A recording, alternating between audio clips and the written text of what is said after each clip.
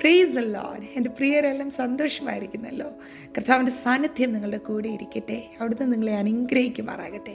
യെശയ്യാ പ്രവചനം 40-ാം അധ്യായം അതിൻ്റെ 13-ാം വചനം എടുത്തൊന്ന് ധ്യാനിച്ചേ.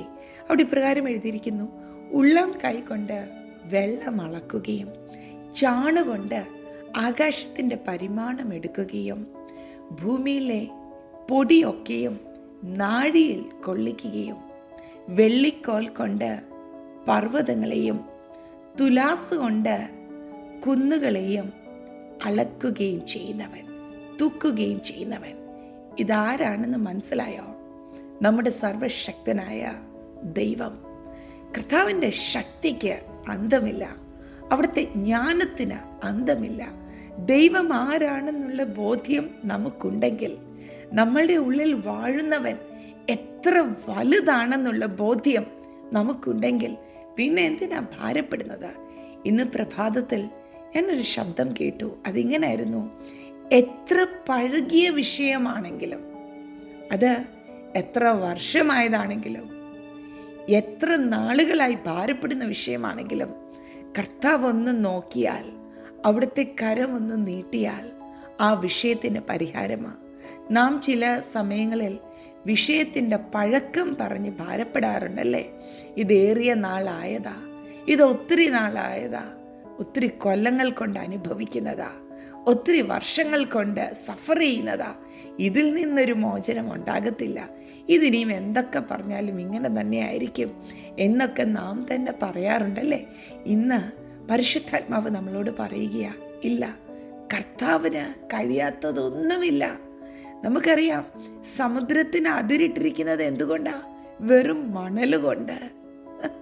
ഈ ഭൂമിയിലെ പൂഴിയൊക്കെയും തൻ്റെ കരത്തിൽ തനിക്ക് ഉൾക്കൊള്ളിക്കുവാൻ സാധിക്കുന്നവൻ, വെള്ളമൊക്കെയും തൻ്റെ കരത്തിൽ ഉൾക്കൊള്ളിക്കുവാൻ കഴിയുന്നവൻ, എത്ര ശക്തനായ ദൈവമാ. ഇന്ന് നിങ്ങളോട് പരിശുദ്ധാത്മാവ് ഉറപ്പ് തരുന്നു, എത്ര പഴകിയ വിഷയമാണെങ്കിലും, എത്ര നാളുകളായി നീറുന്ന വിഷയമാണെങ്കിലും, കർത്താവിൻ്റെ കരം ഇന്ന് അത്ഭുതം ചെയ്യും.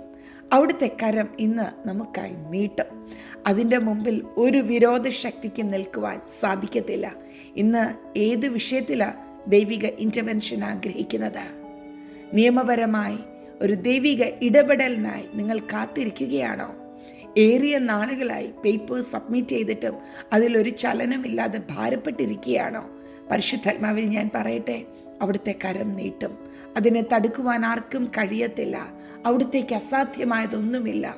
നാം ചിന്തിക്കുന്നതോ നിരൂപിക്കുന്നതോ ഒന്നുമല്ല ദൈവം. അവിടുന്ന് അതിഭയങ്കരനാ, വീരനാം ദൈവമാ. അവിടുന്ന് ശക്തനാ, ഉന്നതൻ്റെ മീതെ വാഴുന്ന അത്യുന്നതനാ. അവിടുത്തേക്ക് അസാധ്യമായതൊന്നുമില്ല. ദൈവത്തിൻ്റെ വലുപ്പമൊന്ന് ധ്യാനിച്ചേ.